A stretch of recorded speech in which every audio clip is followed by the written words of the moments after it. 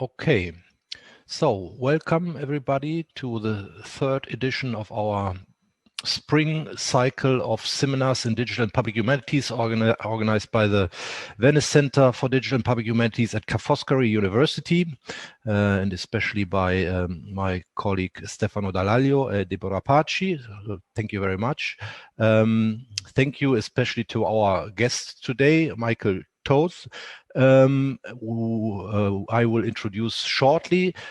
Just some instructions. So this seminar is being recorded and you will be able to watch all the details afterwards, or in a couple of days, on our YouTube channel, if everybody is fine by that. If you are not willing to be seen on these media, then make sure you don't say anything and you stop your video. Otherwise, you are very much welcome to turn on your video. I think it's for the presenter. It's always nice to see who you are talking to, but that's really up to you.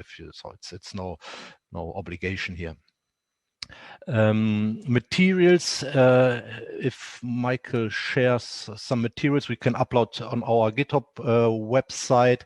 We can talk about this afterwards if there are some materials that are useful to be shared with the audience and other interested colleagues here.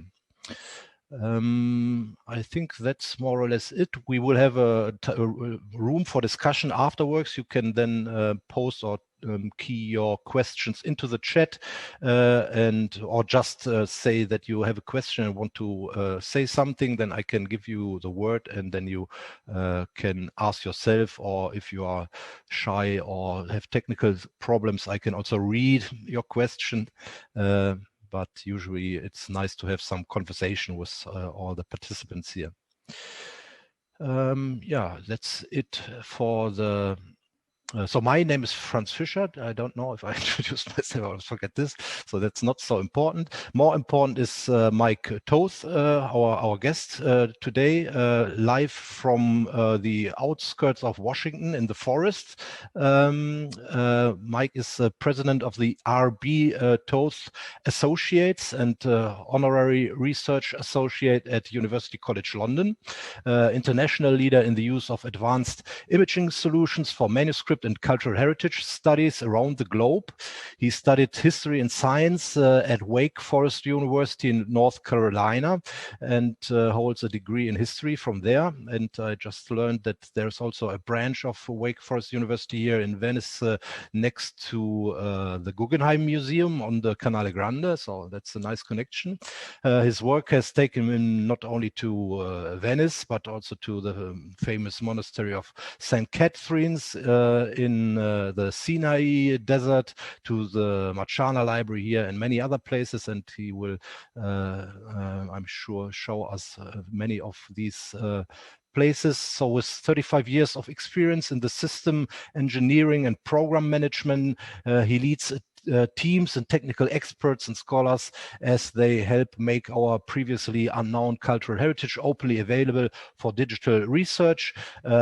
Mike has led many multispectral imaging programs and as program manager, as well as other advanced imaging and digitization programs. So the whole range. You can check the website of RB Toth Associates with the technologies and the projects he has been involved in. And this is what he will now presenting us in his talk right here and now on advanced imaging to support digital humanities. Thank you very much, Michael, for coming, and the floor is yours. Well, thank you, Franz. It's to be here. It'd be even more wonderful to be there in Venice, but for now we'll do this virtually. And I just want to give an overview of how advanced imaging has been used over the past 2 decades in particular to support the digital humanities. And from this, you and many of the participants may have some ideas on moving forward and using some of the technologies I'll cite here. But I really appreciate all the work by you and all the team at the Venice Center there for organizing this and for carrying through while we're all on lockdown and unable to travel. What I'm going to discuss is how we use a range of technologies to support the studies of artifacts, from modern artifacts like space helmets to older artifacts such as manuscripts in libraries around the globe. And my work usually takes me literally around the globe in various forms of transportation, including the boats and the canals of Venice, or now, we didn't use the camels to get to St. Catherine's Monastery, but we did ride them while we were there. But usually I'm all over the world, now working virtually, to apply science and technology to the study of our cultural heritage, to the digital humanities. What we use it for is to provide new insights, things you cannot see with the human eye, whether it's pigments and dyes, or inks, or text, trying to support not only research by scholars, but also preservation by conservators to ensure the digital object remains and is available and is openly accessible for researchers, as well as support the preservation of the object itself. All of this is we promote and support open access. And this is a way of supporting digital preservation, really, to make the data freely accessible and make it available for research so people will touch those data, use those data, and copy those data, and in doing so, preserve those data. So we borrow from in advanced technologies or advanced imaging or whatever form of using the energy available to us to study objects, we borrow from a couple of different disciplines. One is straight digitization with the imaging of whether it's photographs, such as here from Jefferson County Museum right over in West Virginia here, and using that, which is usually higher and higher resolution, different lights. We're now using LED lights in different wavelengths. So using those, but advancing those with a different light spectra and different cameras. With medicine, where we're using tomography and systems used for example, for eye surgery. In the photo on the left happens to be my sister, Dr. Cynthia Toth, who's an ophthalmologist, which is why I always wear the safety glasses when we're working with UV light. Borrowing from techniques she and biomedical engineers at Duke University have used, at University College London, tomography techniques that can help us see depths in objects. And also in more advanced energy levels, X-rays. I mean, we're familiar with transmissive X-rays, but we can also use those to detect elements within objects using X-ray fluorescence. And I'll discuss some of these and how we are now applying those technologies, but I'll start by going back to how did we start with these technologies? It was really with the Archimedes palimpsest, the earliest copy of Archimedes' work, which is owned by a private collector, and was being researched at the Walters Art Museum. The goal was to read a palimpsest is when you have a manuscript, a parchment manuscript, that has been scrubbed or scraped off, overwritten. In this case, you can see very faint text underneath here with natural light. So we developed a program, we being myself and Abigail Quant, for the multispectral imaging of this object. It took us 10 years. We ended up, the technology was advancing. We ended up re-imaging the whole thing, starting out with very primitive experimental systems where digital access wasn't universal. It wasn't ubiquitous. So we would print out copies of these quality images for scholars to review. But we ended up with a digital in 10 years, freely available, put all the data out on the web. Back then, it was a big deal that we had 2.4 gigabytes of data. Now we scoff at that. Well, we don't, but we say, oh, well, there's a lot more out there. All these data are now hosted by University of Pennsylvania on OPEN, along with a successor palimpsest that I'll discuss, the Syriac-Galen palimpsest, and others. During this project, we learned a lot about the imaging technology, but we also learned about the key to a successful program. And that was I brought Doug Emery in from Accenture, and whose critical contribution to this project goes unrecorded in this book by Will Knoll and Reviel Netz about the project. Sorry, metadata doesn't sell. So the metadata, the data, are so important. And we learned this as we went along, and that's why we brought Doug in and have worked with Doug ever since on programs. The technology is also important. And this is probably the only word technical slide I'll put up there. So for those of you who are techo geeks, here it is. We use a very good resolution camera, 100 megapixels. Your cell phone camera is probably 12 megapixels. So this one happens to have. So you've got almost 10 times the amount of resolution.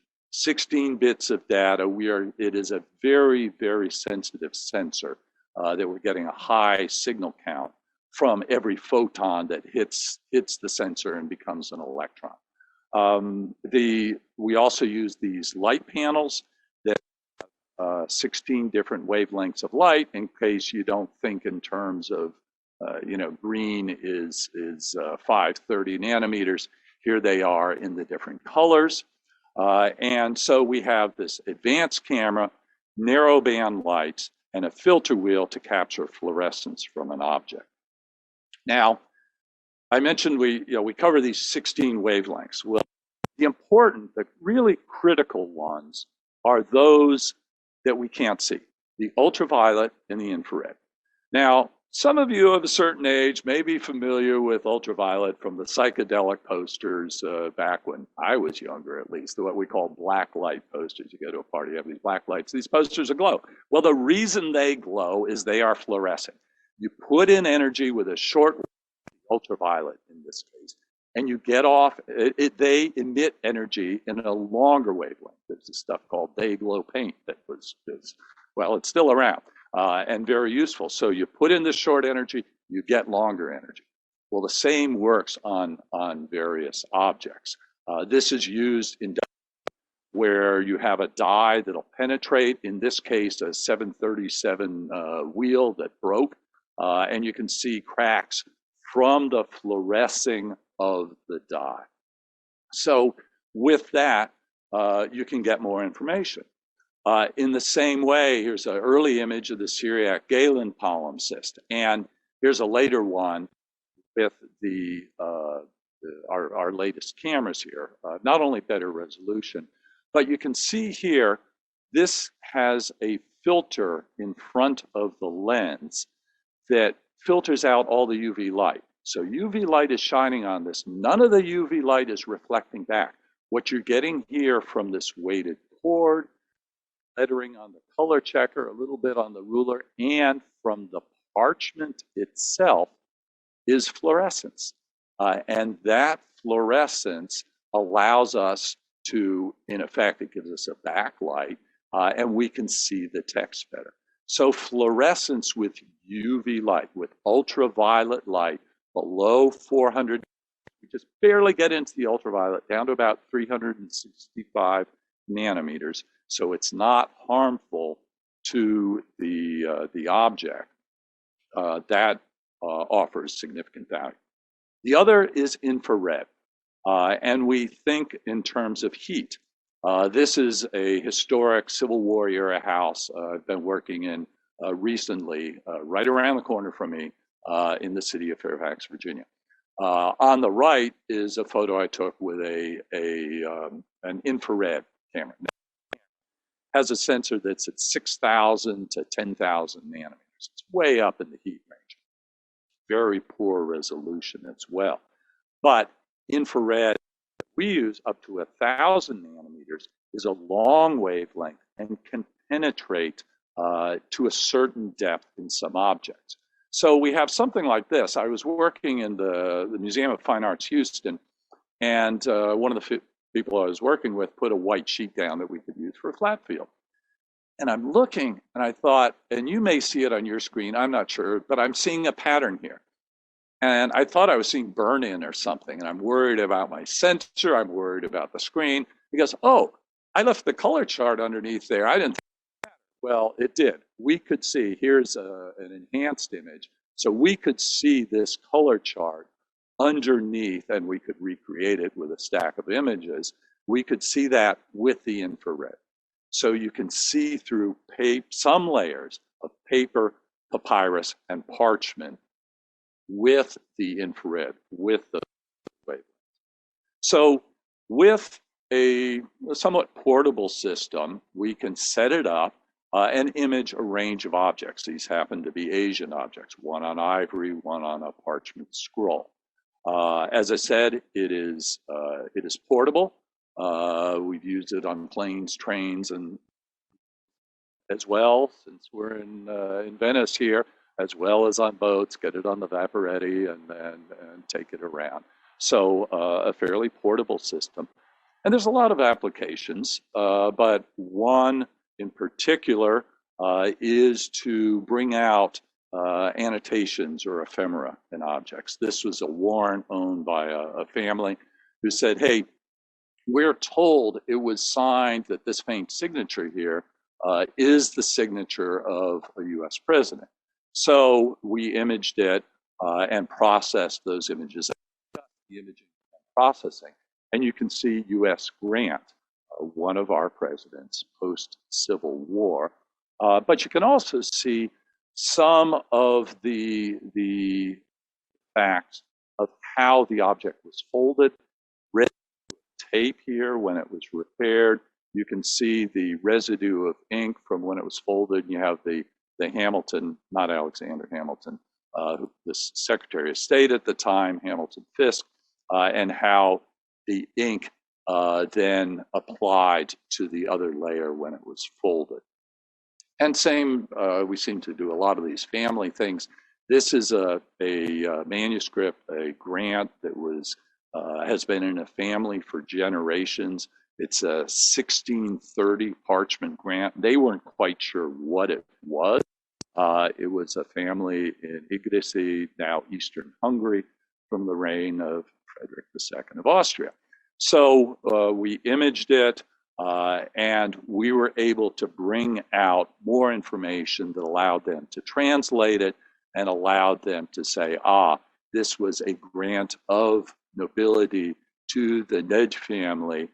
So we now call it the Iglice Nud Family Charter. This has been donated by the family with all the data we captured to the Hungarian National. It was important to them to be able to understand what they have and have the full extent of information from this object. Now, it brought out more information from the signature. You could read the signature, but it better allowed them to get more details from it. I found fascinating the detail we got on the seal. Here again, you can see the seal very well. So the makeup of it, some of the etching on it, and some of the seal itself. And so we talk about advanced imaging, and I've talked about multispectral imaging, and there's other forms of advanced imaging as well. And as I said, we tend to focus on the collections. We talk about cameras and we talk about lights. But in reality, we're talking about a system. And it's not just a camera system. It's not just an imaging system. It is a system that includes work processes and must include skilled people. And spans to not only what you're doing with the data, but what you're going to do with the data. So the collection, the processing, visualization, and analysis, you can kind of blend those, and the data management. So let's step through this. Collection. there's many forms of collecting information. I cited some of them, usually using energy applied to an object to get energy from that object. It could be reflected light energy. It could be emitted or fluoresced light energy. It could be trans energy. It could be fluoresced X-ray energy. It could be some type of tomography where you are looking at the depth of an object. There are various ways of collecting. Some are more mature than others. Multispectral imaging, narrowband multispectral imaging, especially with our current portable systems, very. Even X-ray fluorescence. Yes, we are in a lab setting here, but we have done this a number of times with different manuscripts and even paintings. So that's more mature. Others are a lab setup, and you have to look at efficiency and throughput as you are working on your collection. Next comes the processing. What do you do with those images? With multispectral imaging, we will combine them statistically we use an ImageJ. We have a tool, a turnkey tool that scholars and researchers and conservators can use so they can do their own processing instead of trying to explain to a scientist, oh, I want this, and then back and forth. So how do you do the processing? How complex is that processing?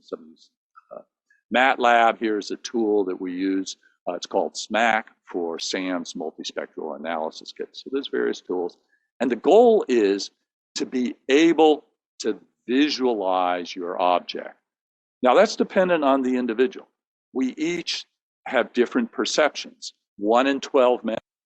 That's why I have this little test on my phone so that I can show it to a man and say, hey, can you see color? If you can't, because we use false color, as in this papyrus on the left, this bottom image is a false color image, then we can provide grayscale images. Or you can just graph your spectral responses and use those to provide you more information about the object. So the visualization is an important piece of that. And you got to be thinking of, how am I going to convey this information to a user? And then the analysis goes hand in hand with the visualization.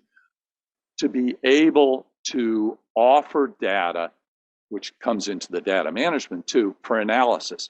This, for example, these objects from St. Catherine's Monastery in the Sinai, one might be better for conservators, one might be better for scholars, to support the scholars, whether it's in the Vatican with the Menander palimpsest, or the Hill Museum and Manuscript Library, or Birmingham with the Birmingham Quran, and using supplemental information to support your analysis, such as an X-ray handheld Bruker analyzer or other analyzers, or fiber optic reflectance spectroscopy.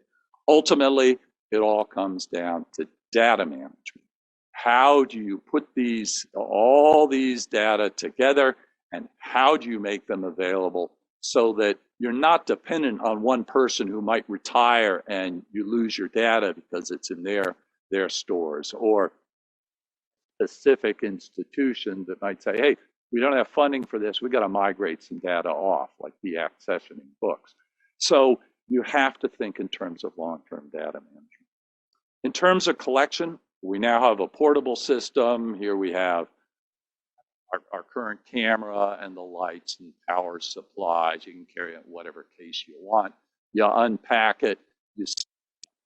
With multispectral, and really with any type of imaging, you have to think in terms of the efficiency and, as I said, the full end-to-end system. What are the data products? What are the metadata you get out of that?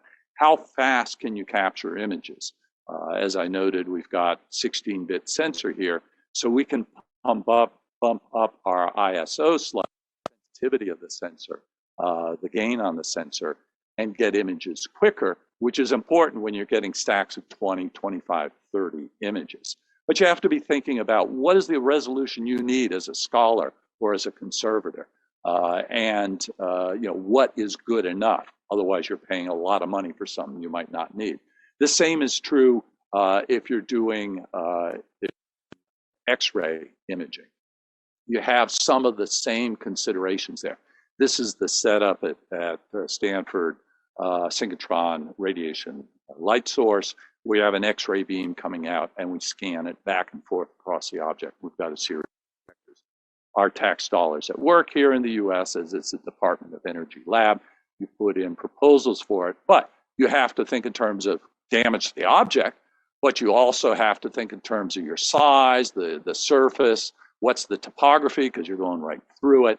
So these are considerations you have to keep in mind for collection. With regard to you have to think in terms of what is the end product, what tools do you have available. This is a bestiary, excuse my pronunciation, from 1280, possibly from a Cistercian nunnery. There's different ways of with your processing. Are you trying to see this blob here? Do some colors show up better? Are you trying to see the illumination here? You know, what are you trying to do? And you have to consider that in your processing. You then have to think about visualization and analysis. This Ovid metamorphosis, about mid-12th century, you've got a lot here. So you're trying to read the marginalia here, and different ways of visualizing that can help you bring that out. But then if you're trying to see this area here, you may have different visualization there. And all of this, that visualization analysis backing up to the processing before that collection, is dependent on your data management. And this is that recent project right around the corner here, working on the walls of a house. And this is to support conservation, but also scholarship, because the walls are covered with graffiti from Civil War Union soldiers. And at the end of this, we wound up with a lot of data. 120 image stacks, about a half a terabyte of data. So that required really good data management. And the data management isn't something you buy at the end and say, oh, let's do data management. We got all these data, now we will manage it. You got to plan from the very beginning. What are you going to call those things? You know, so we put together, before we went into image, the planning, you know, good planning pays off. We decided, okay, what are the regions of interest here, and how are we going to name them? And we had done some experimental imaging before, and we came up, and you know, scientists and technicians are good at saying, oh, left wall, blah, blah, blah, blah. That wasn't going to work. So the first thing we did was we set up a spatial schema this house and said, okay, you walk in the front door, walls to the left are A, ahead of you are B, to the right of you are C, and behind you are D. We'll then section those off by numbers. And with those, we could apply file names. We could set up the portable system. This is your typical system. You got the camera in the back here, filter wheel, currently has a red filter here, the lights, and a computer to drive all this. And from that, you've got this was, as I said, supporting conservation. We've got earthquake damage, we've got water damage, we've got graffiti. We got a lot going on here. And the different light, the different energy levels, each provide value.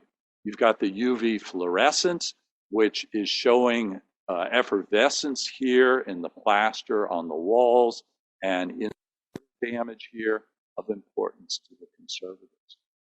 You have the infrared that cuts through all this and brings out the graffiti. And then you can process that, and you can get more information about the object, whether it's the conservation or the scholarship. But ultimately, you have to manage all those data. And so this is, you know, we could say, okay, Blenheim, name of the house, room 101, first room on the left there, wall A, wall to the left, section 1, left of the fireplace A, the upper part of that section. So from that planning, you then determine what you're calling your data and where your data are from. And the first thing I did, we finished this up on the 10th of February this year. The 11th of February, I wrote up a README document, and we do this for every project, where we define what the data set is. We describe the data set so anyone could go in here and look at any of these image files and understand where they came from, why they have the name they have, what they contain, and what we're doing with them. So with multispectral imaging, we can get a lot of information, such as from this manuscript at University of Pennsylvania, this palimpsestic manuscript. But it is not magic. Despite Alberto Campagnolo working up at UPenn there, happens to be working on a Harry Potter book that had the recipe for making a basilisk. Unfortunately, the recipe's been lost, so no basilisks from that project. We worked on first edition of the first Harry Potter book too, with her signature there. We can recover a lot with multispectral, but it ain't magic. And here's an example. We're limited by those laws of physics. This is a diary by Baron Széchenyi in Hungary, whom, let's see, my great-grandparents were house servants for his son, I believe it was. But anyway, so they're trying to read. This was censored. His diaries were censored. He's greatly loved in Hungary. And so imaging it with one of the phase 1 systems there, and we could see underneath the initial layer of censorship, but under that, it had been scribbled after being erased. So despite everything we could do, we could see through those big black blobs, but we could not get what they were looking for because it wasn't there. So sometimes you wind up saying, oh, great, we're going to use multispectral imaging, we're going to use X-ray, but we're dependent on the laws of physics. So in the time available, the time left, I want to go through case studies here, if you'll permit me. And Franz, just wave me off if I'm getting a little long-winded here, okay? So the three are the Cyriac-Galen palimpsest, the Hill Museum and Manuscript Library, which we call Himmel, not hymnal, but Himmel palimpsest, and bringing to Venice, a Cornelli globe at the Martiana library there. So I'll step through these three to kind of the four in real life, examples of what we've talked about in terms of advanced imaging and systems that include the collection, the processing, the visualization, the analysis, and the data management. So the Cyriac-Galen palimpsest is the earliest copy, no, that's Archimedes, I get into a roll, is extant translation of Galen, a medical philosopher in Syriac, and was scrubbed off and overwritten with psalms for days of the week, not including Sundays and religious holidays. So this is owned, the same guy who owns the Archimedes palimpsest bought this for us to try our hand at. So we did experimental imaging with it while it was still bound up at the Waldes Art Museum in 2009. And we used what were then the advanced narrowband lights, which were invented and developed by Dr. Bill Christiansberry. And he's continued to develop those, and those are the ones we use now. And other systems use the same work of Bill's. So we did some test imaging, and from that, we found on simple drugs by Galen, and this was an important work to understand not only early medical philosophy, but the transmission of this philosophical thought to the Arabic and to the Eastern world there.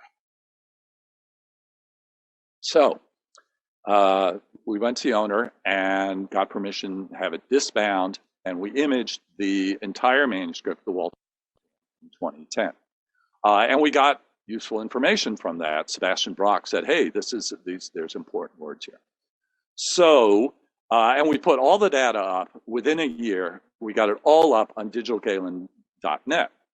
And scholars were studying it from Digital Galen. And one of the scholars was Grigory Kessel. And I invited Grigory to come to the owner's library to see the actual manuscript. He had never held or seen the actual codex. And so he held it, and he said, I feel like I've held this before. Yeah. And he brought the screen, this leaf from the Houghton Library at Harvard. He said, this leaf goes in this codex here, or is from this codex. And thus began the search for the missing leaves. And he went off and reviewed catalogs of libraries around the world and found the missing leaves. Palimpsest. One, as we mentioned, at the Houghton. So we took the system up there, we imaged the leaf there, and we made that available on Digital. And then I had been program manager for the program to image the palimpsests at St. Catherine's Monastery. So we bumped this one leaf, Syriac New Find 65, we bumped in the priority list and imaged that one. And got useful results from that. Then in the Vatican, they had 3 leaves, 2 that didn't go together, but they were bound in a bifolium. And so we were able, here's Bill, working with the conservator, who was a real trooper, and the scholar, in disbinding it and making it available for imaging. And finally, the Bibliothèque Nationale de France, BNF Syriac 382, we were able to image that. So we got stacks of images, and we finally, spectral imaging's cool. We are done with it. We got the processed images and everything. And we then were able to put all the data. And this was significant. I mean, imaging in these places, okay, that's good. But to get permission from the BNF, from the Houghton, from Harvard, from St. Catherine's Monastery, and from the Vatican to host not just the processed images, but all the collected image data on OPAN, on digitalgalen.net, was significant. And hats off to these institutions and our tremendous appreciation to them for giving us the opportunity to host all of these, make them freely available, no copyright or anything, for anyone to study.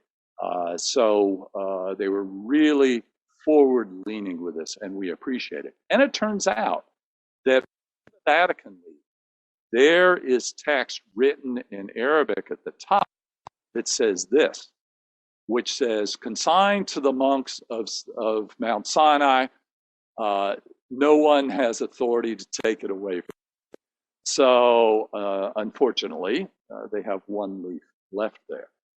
But the open access and the reunification of the palimpsests then prompted more scholarly interest. And if I was in Paris, I'd drop in and help the scholars on the left. In Manchester, I'd help the scholars on the right as they were trying to read it. And they were having a tough time with some of the leaves. And most of the imaging was done with a 60 megapixel camera, early lights, and a number of bifolios couldn't even identify.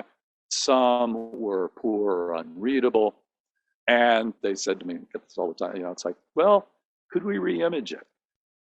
And could we do more advanced imaging? Now, when we were working on the Archimedes palimpsest, we had some leaves, we pioneered X-ray fluorescence imaging in manuscripts because we had one leaf that had this forgery on top, and we needed to read a more modern forgery from the 1930s.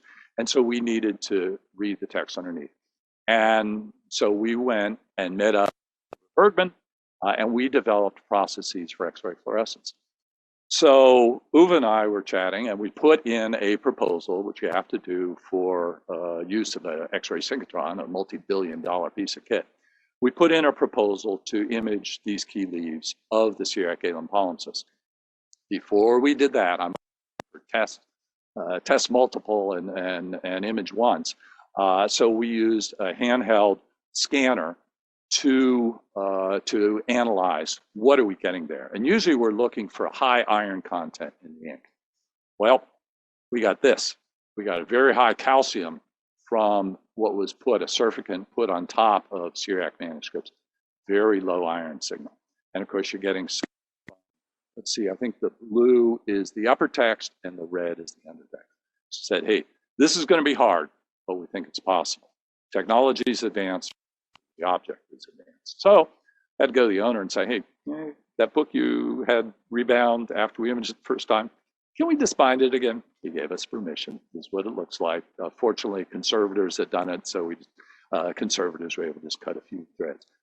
while we had it disbound and brought it out to Stanford, we also brought out the 100 megapixel camera and the new lights. So we were able to image it again, because you can only get so much through. Imaging a leaf on the synchrotron will take about 10 to 12 hours. So we can only do so much with the synchrotron. So we did more with the higher resolution camera so that we could get more of the undertext, which is running vertically in this picture here.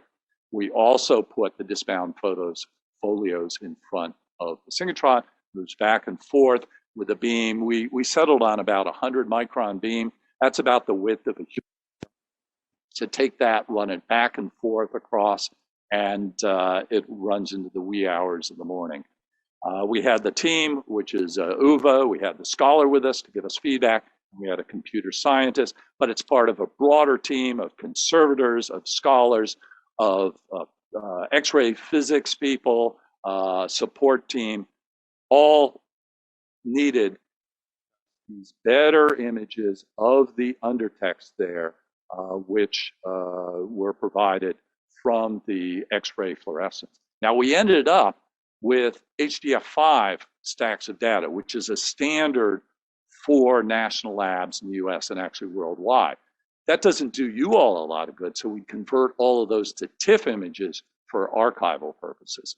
And so we wound up, here's natural light image, spectral pseudocolor, and here's the X-ray fluorescence. So you have this range of data that's available and we worked our way up. And this is what you do with anything. You start with good digitization. You experiment a bit. You use the portable system to, oh, let's try this. Then you might do the whole thing multispectral, and then those key ones, you do more advanced imaging, which could include multispectral, more multispectral, X-ray fluorescence, or whatever. One thing we pioneered was machine learning. This was Bill Sellers and folks at the University of Manchester. Instead of using principal components analysis, we trained the system to detect the undertext in Syriac, and that provided good information. All of these data are now available online on OPEN. The spectral 2018 data from the 100 megapixel camera and the XRF data. Anyone can go there to OPEN, to Digital Galen, and pull up.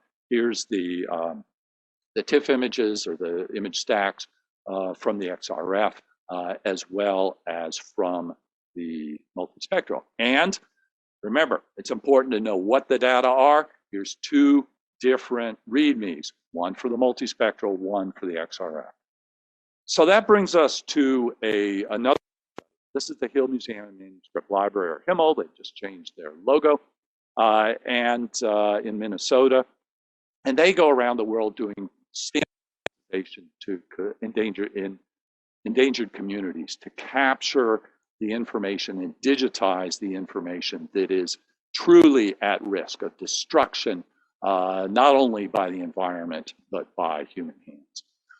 And so working with Father Columbus Stewart, who's the director of the museum, says, hey, we've got a palimpsest. I said, well, we've got. So we ended up imaging, this I should point out is Karis Jones, now Dr. Karis Jones, who is working with us and is our CHA student at University College London, and Bill Christiansberry in the lab. And so we imaged this single leaf of the palimpsest, got a stack of multispectral images, did some processing to try to reveal the undertext, which is in yellow here, of this early, and I should point out the top text is Georgian and the undertext, that darn Colosseum layer. It looks a lot better if you put it right side up. So here's the Syriac text there. And so we provided it to the scholar at David Calabria.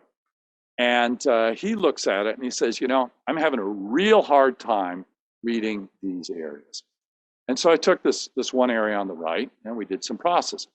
It's more processing and more. Put colors to it. Try whatever. Just could not get a good enough signal to really be able to read this. So I was out at Himmel September, meeting with the team there. And I had talked to Uwe and we said, well, maybe we could use X-ray fluorescence on this. So we put in, everything is a formal proposal for beam time, peer reviewed. We got beam time.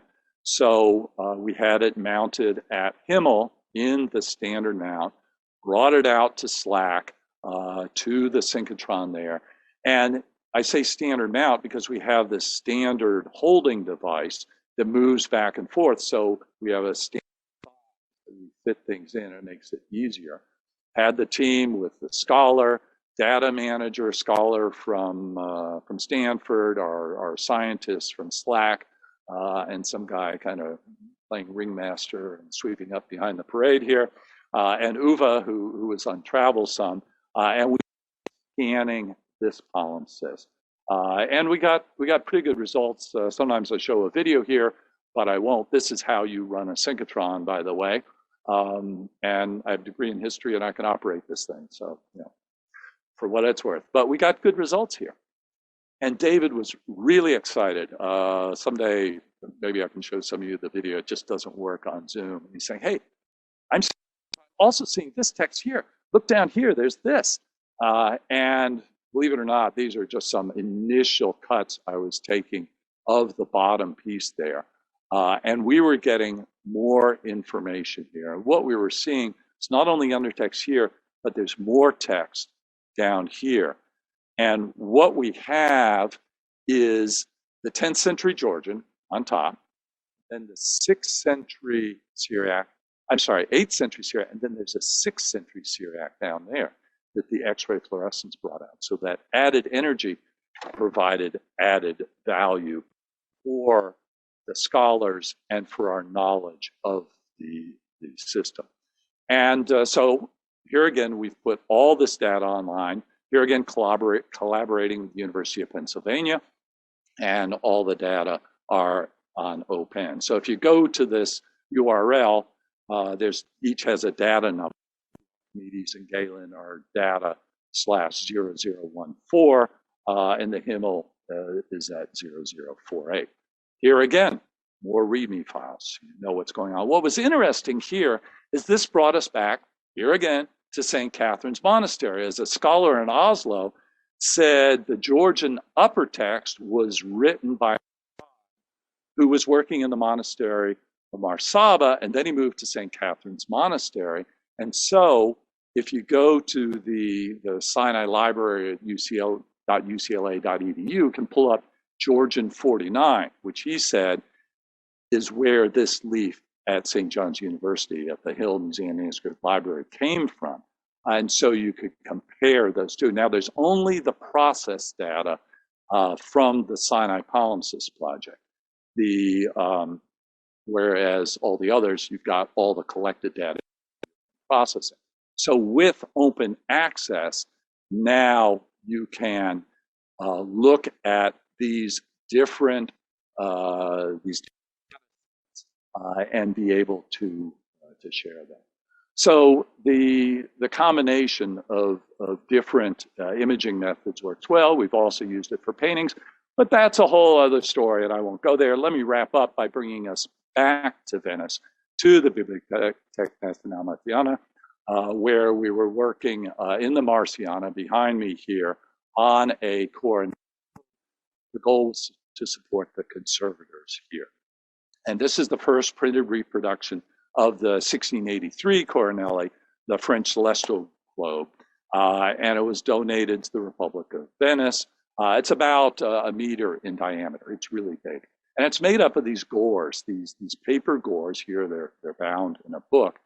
And those gores are applied to a wooden frame on there, and then they were colorized. So the conservators are working on preserving this and restoring, I shouldn't say restore, but preserving the object. And they had to undo some previous restorations. And so we set up the system at the Marciana. Now there's a 3D object, much more complex than 2D objects. So we set up the system here. We had Alberto supporting us and Sarah and conservators. We did the multispectral imaging of key regions identified by the conservators. We got stacks of images. We processed those images. And so from an initial gore like this, which would look like this on the globe, we could get information, more information about the inks, about some of the inks used for different orthographic representations on the globe, and information about the conservation. So this supported the conservators, especially in this South Pole region. I should point out this is a celestial globe. In addition to this, working a team in the Department of Physics in Italy, worked with X-rays, transmissive X-rays, and did a fabulous in getting radiographs. This was at the University of Bologna. And you can see all the little nails and the construction of the globe. So, but all our work, and so we worked in Venice and miss working in Venice, but sorry, I lost my. But that took us back here to the States, where a private collector has a similar globe. And so we were able to image that setup, here again, portable system, set it up, and image his globe, and to be able to characterize some of the inks, some of the, you can see some of the varnish strippings here, for example, and compare that to the Coronelli globe of the Marciana, and also at Stanford University, where what was then the largest early world map. It's Monte's planisphere. And this was 1587, it was hand drawn. And so they were interested in characterizing the inks, the dyes, and the construction of it. So we did multispectral imaging of that. You can also see the laid chain lines of the paper, and here, watermark here from the multispectral imaging. There's more detail of a watermark there. So we were able to get more information from this map, and also there's the opportunity really available. I'm not sure where these data are, to make it accessible globally for research. So it takes a system, and the system comprises the technology, the work processes, and the people. And it's really up to you. It's up to the teams working on these projects to make the information available, to be shared, to be accessible, so that we can enhance digital humanities, the study of cultural heritage worldwide. So, guys, thank you very much. Here's some websites you can go to with more information. And now, in lieu of gathering drinks in person, and I hope one day we could all do that, I'll turn it back over to Franz, and happy to answer any questions you may have from my whirlwind tour of advanced technology and our support for cultural heritage. Thank you very much. Gracias. Thank you very much indeed, Mike. So that was a magical tour around the globe. Fantastic. So even if you say this isn't magic, but seems like true magic. So I'm sure there are tons of questions from the audience. I see a raised hand already from Lisa. So everybody is now invited to leave a note in the, so first of all, there are lots of congratulations and thank yous from the audience. You can now book your question here in the chat, and I can then give you the voice or raise your hand. So everyone is familiar with the functionalities of Zoom by now. If I'm missing someone, my team is helping me out, or just shout if you think it's unfair that you are not able to ask your question. So I have questions too, but we start with Lisa. So you were the quickest, Lisa. Thank you, Franz. Winning bid. Yeah, right. That's my panel. Thank you so much, Mike. It's always so inspiring and almost moving to hear about the innovative work you're doing and the way that you collaborate with scholars and scientists and conservators. And it's just so inspiring. I'm always so excited to hear about the work that you're doing. I had a question about the XRF results, the actual mineral analysis from the Syriac Galen, where you showed the high calcium spike and the tiny little iron. And that's, I don't know what to make of that, right? I mean, you expect that it's going to be iron gall, so it's going to have that high iron signature. What do you make of, what does it mean that you have that high calcium signature? What does that tell you about the composition, other than obviously has a high calcium, it has a high calcium signature, but what does that actually mean in terms of how the ink was made? And is that something that's regional for how ink tends to be made in Syria, or was that something specific to this manuscript? Well, thanks, Lisa. And your question brings out the importance of an disciplinary approach to any of these projects. Because what you've asked really requires some knowledge of the physics. You get someone like Uwe Bergman, someone with knowledge of the inks, and perhaps someone with knowledge of the code ecology there. And if you go into the data themselves in OPEN, these scans, and I should point out the scans as TIFF images, are hosted by element. And so what we could do was pick off the different elements, and calcium was one of those elements. But a lot of the, especially that buried undertext, not so much the Syriac Galen, but the Syriac Himmel, came from some of the zinc and copper. Now, what does that mean? I don't know. And that's something that needs to be looked into, is, what are these trace elements doing? Is that part of it? Is it part of, they use quills, so I don't think it would be part of the quill. They didn't use a metal stylus. So I don't have an answer for you. Okay. The calcium layer, though, was applied apparently on those Syriac manuscripts, not just palimpsest, to give it perhaps a chalky, whiter, glossier finish. Oh, interesting. So we run into that all the time in the Syriac. I can't stand that stuff because it's it's blocking your optical. Now you can penetrate it with the X-ray, but we can't bring every single palimpsest out to a synchrotron, with 10 to 12 hours a leaf. So that creates a complication, but it was applied in particular to the Syriac and perhaps some others of that period there. That's fascinating. Thank you. That's great to just file away for later. Thank you very much. We have a question from Steve. Nice to see you. Haven't seen you for ages, it seems. Steve, where are you? I don't see you on my screen. Ecco, ciao. I'm here. Ecco. There you are. Okay. Yeah. I hear Arianna. Yeah. Okay, who ask your question? Go ahead. Basically, I was wondering if you're considering to make the images available through IIIF. So one might be able to do some sophisticated AI on that without having to maintain the large amount of the data set. That's a great question, and something we've been working toward is correct me if I'm wrong, Image Interoperability Information Framework. Is that correct? Close. Is that right? Yes. Okay. So, and the goal is interoperability of those images. So, as you said, so you can share them.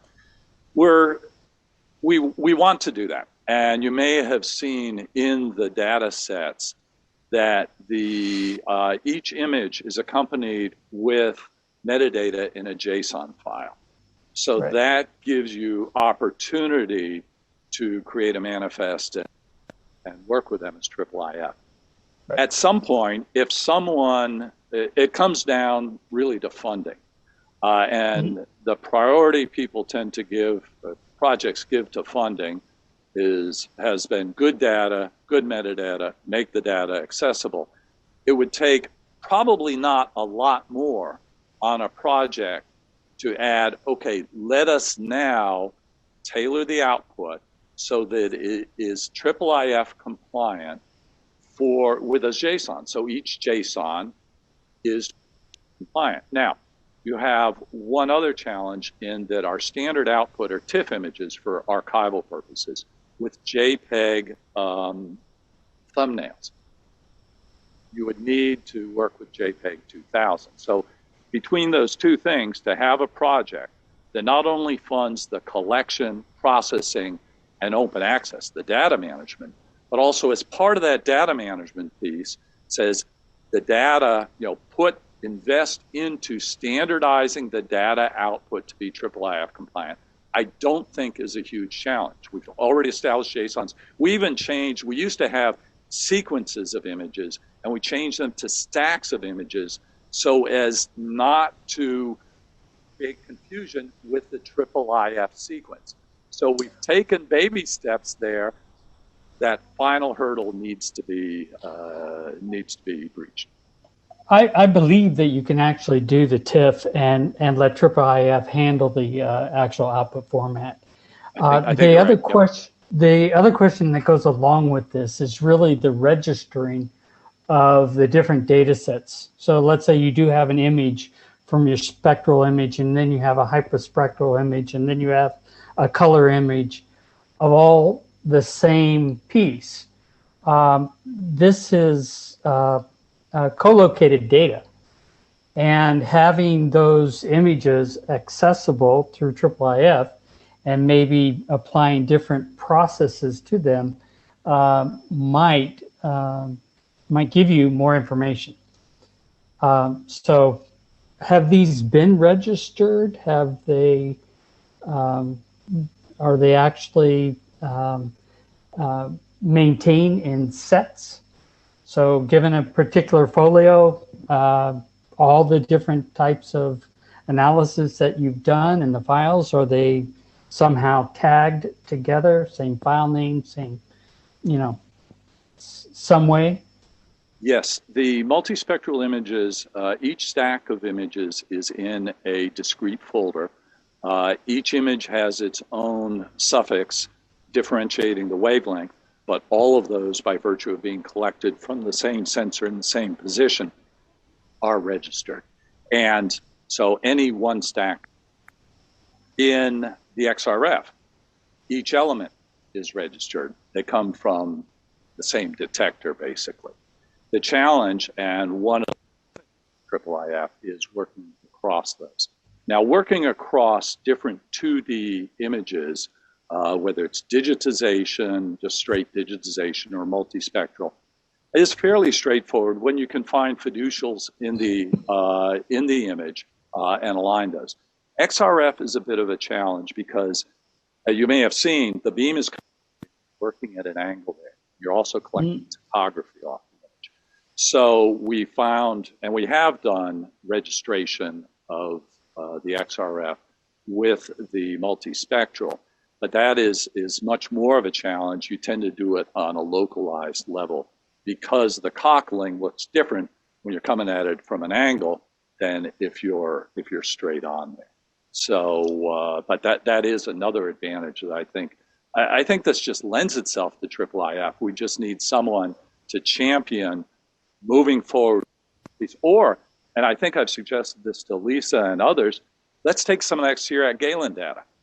Take a few leaves of that. You had you had multiple collection episodes, and force fit those into IIIF and use that as a case study. Use that as to develop best practices for multispectral. You don't have to do the whole thing. Take the BNF, take 100 megapixel from Stanford, take an XRF, all of the same leaf, and run them through.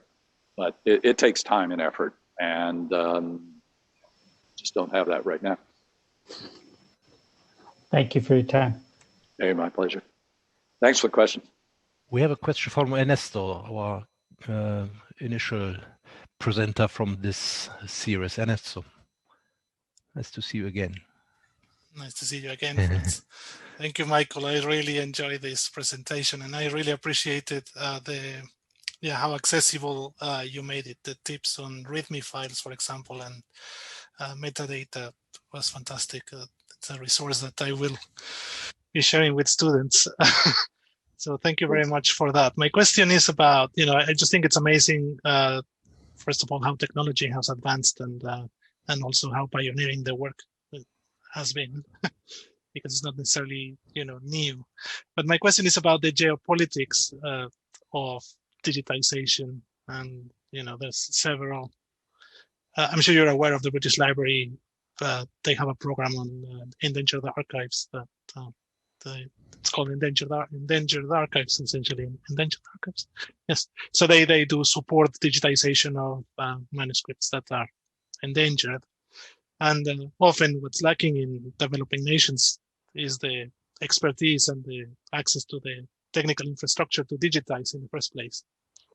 And you seem to have that very well sorted out. But when it comes to cultural heritage, we know that we are, there's issues nowadays about repatriation and, thinking about those issues. So especially when you are opening the data as well and doing it so it's available, what are the issues that you have encountered in terms of hosting, or the importance of where the data is physically hosted in whose servers, and whether that should matter to us when there are manuscripts that are around the world? That's a key question, Prega. Thank you for asking that. I'm supposed to answer.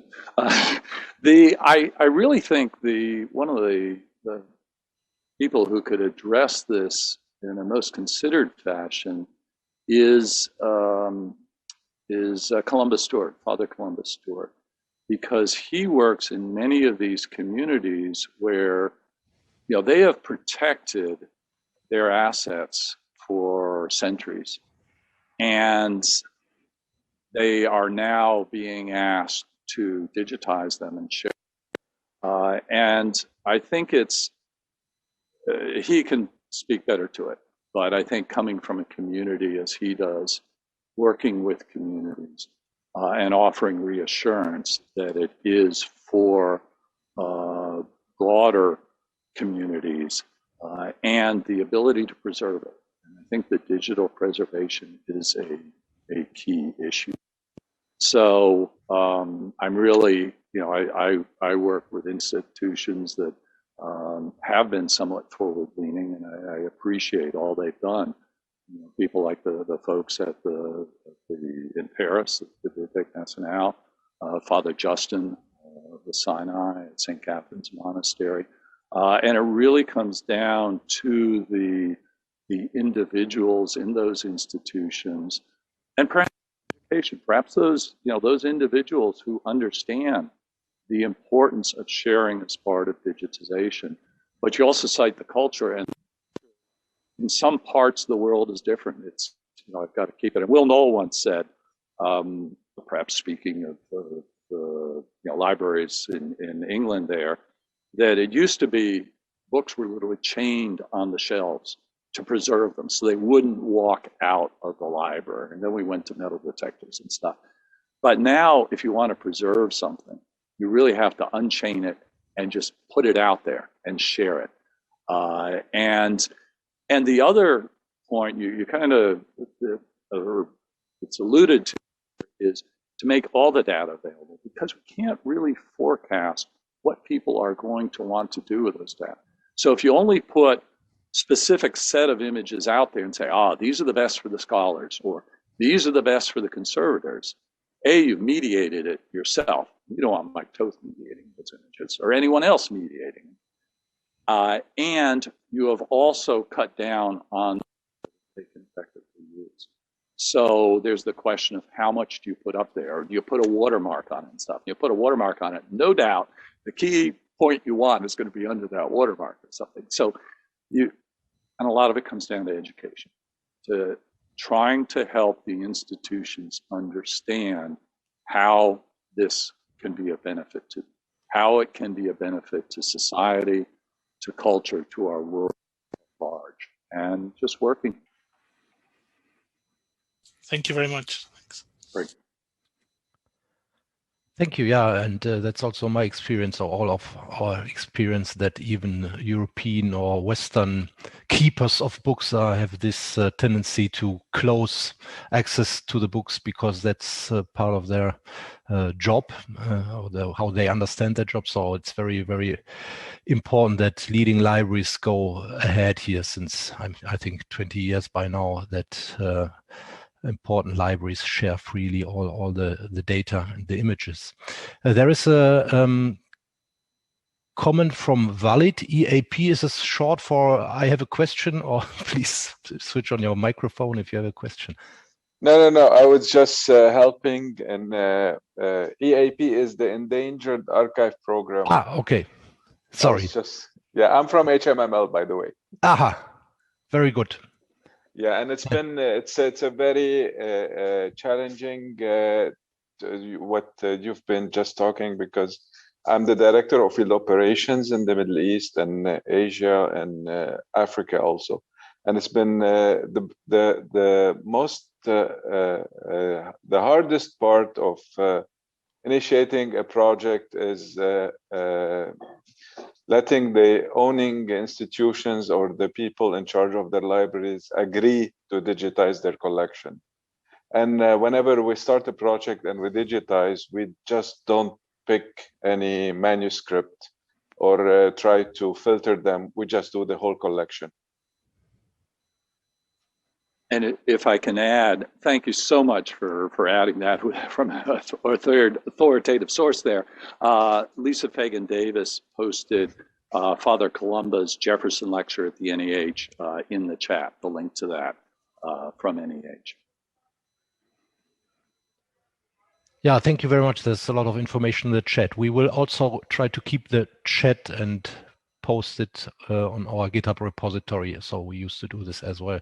So you should be able to retrieve all the shared information here. So that should be best practice anyway. More questions. I'm not sure if I missed someone here in the chat. I have one very general question. So if you have a suggestion, Mike, because in my experience, also negotiating with libraries. So I'm a philologist, but I started rather early to create digital editions myself, including images, and so I had to negotiate with each and every library of provinces and whatsoever. And one very smart keeper and famous keeper was of Trinity Library in Dublin, and I had a meeting with him because I wanted to have copies from the Book of Armagh, a very important manuscript from the Irish history. And he said, "Yeah, you can have digital images. You just can take the analog ones and digitize them," which was already very, very kind and open, because he's a real keeper. But of course, any stage in history, you always want to have the best possible reproductions, digital representation of your object. And I had no argument to say, because then I said, no, but I want to have digital images, highest quality, because it's such an important witness, and this is really a service to the community, blah, blah, blah. And he said, yeah, but in 10 years, the next one will come, and then we again have to make images here and so on. And so when you showed the poor restorator disbinding the manuscript for the second time in 1 year, so that's, do you have, I don't know, some suggestions how to deal with this problem, which is so does also damage to the objects, to every 6 years to new digitization campaigns. So is there, I don't know, what do you think about this problem? Well, that's there's a couple questions there, and I think the key question is, as here again, my friend Will Knoll, who's now at Princeton, said, you want the worst to meet the scholar's needs, the worst possible. And the reason he said that is there is a cost every time, as you're citing, every time you image this, there's a cost.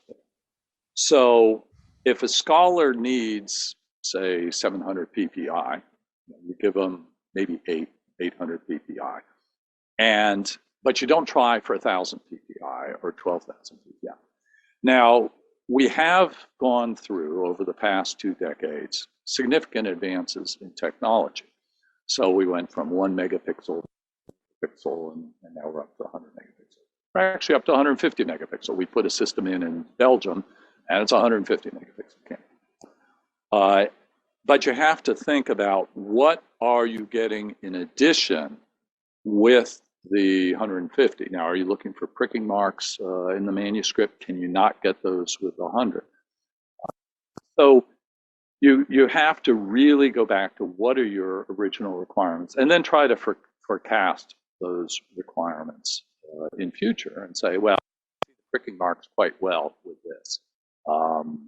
But then there's new technology, which next, I believe, will be terahertz, for example.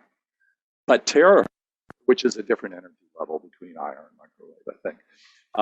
But terahertz would allow you to penetrate an object while bound.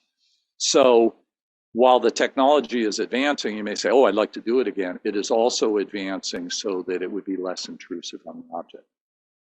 Related question you're alluding to is, what data? And when we collect our images, we use, as I said, a phase 1 camera, and those are collected in IIQs.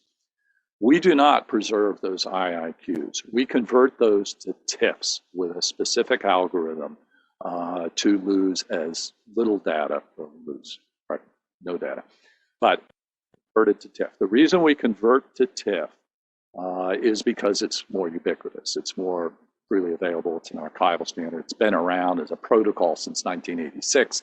And so the standard isn't going to change probably, and if it does, there's enough backlog that we'll be able to work with it.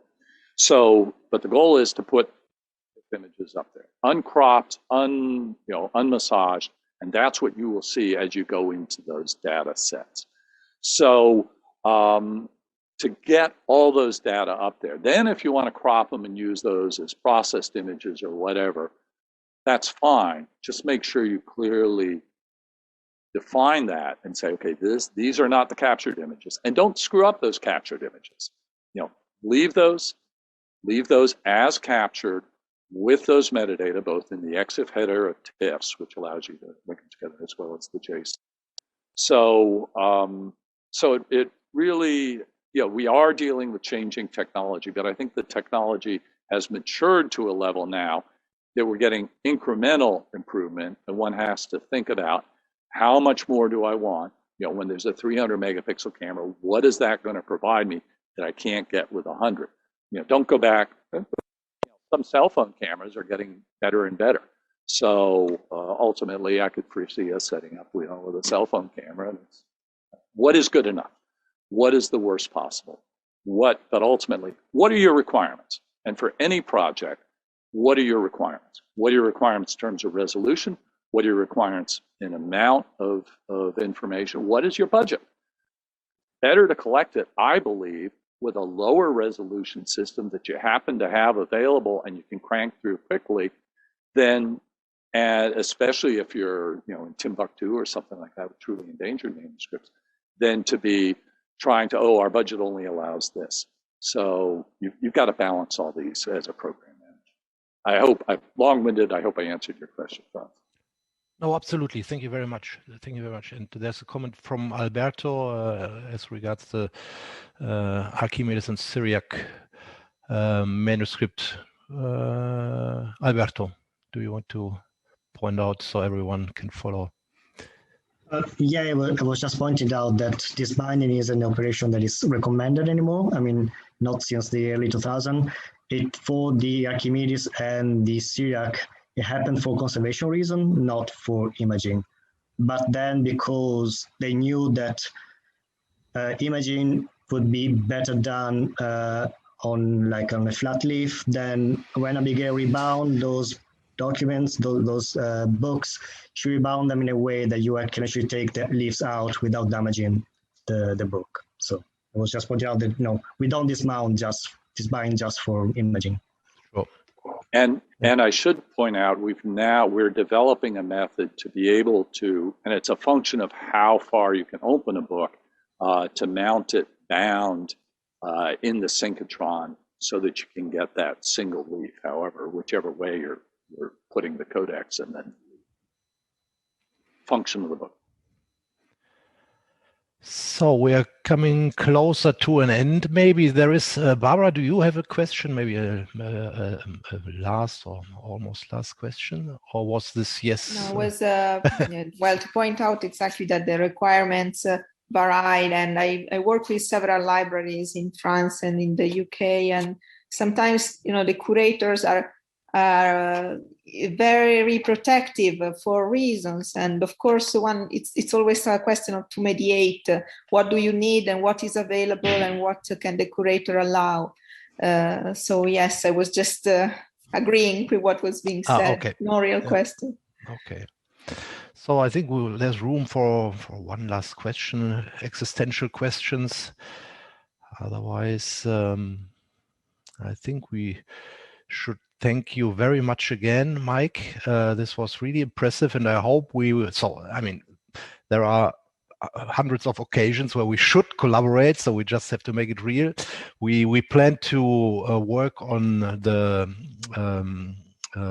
Coronelli globe that you digitized here in the Marciana for a summer school, but this will probably be postponed to the next year because the pandemic just don't want to go away. So, and but then, yeah, that would be great to have you here also, maybe as an expert and explaining the whole procedure of creating these exciting digital representations and how to bring this all together, and many other things. We have the water damaged manuscripts project. There's also a lot of experience that we would benefit from your side. So yeah, so we have Alberto as our man in between. So, and the connection is strong, I think, and you, I know you like to travel, and we will be happy to host you here next time. Usually, so I always say, usually we now would have an aperitivo here on the Campo Margarita, but that's not true because what's the normal is Zoom sessions, and these seminars were only in presence in those innocent days in 2019 and early 2020, and that was also winter. So yeah, but hopefully, so we are getting closer to events in presence. On the other hand, it was fantastic to have so many participants here from all angles of the world. So that's really fantastic. And so that wouldn't be possible otherwise. So there is something very, very positive about this situation we are in as regards carrying out these seminars in that way. So thank you very much to everyone, to the presenter, to the questions, and everyone here present today, and to my team, and Elisa, who worked in the back always, and she will also provide then the material online, so you can go back to the information you are looking for. Next week we have our next seminar, so that's the last thing, and then I will let you go, by Fabrizio Nevola, 17th of March, St. Patrick's Day. But it's about Florence and hidden cities, rediscovering the Renaissance city using new technologies. So everyone welcome to participate in 2 weeks at our next seminar. Information provided all online, so you will find access and everything. Okay, so everyone have a good evening, and you a good day in the state. What's the time? Still just afternoon. I'm going ice skating this afternoon. Okay, yeah, enjoy. Prego. Yeah, okay. Thank you all so much. Thank you very much. Bye-bye. Bye.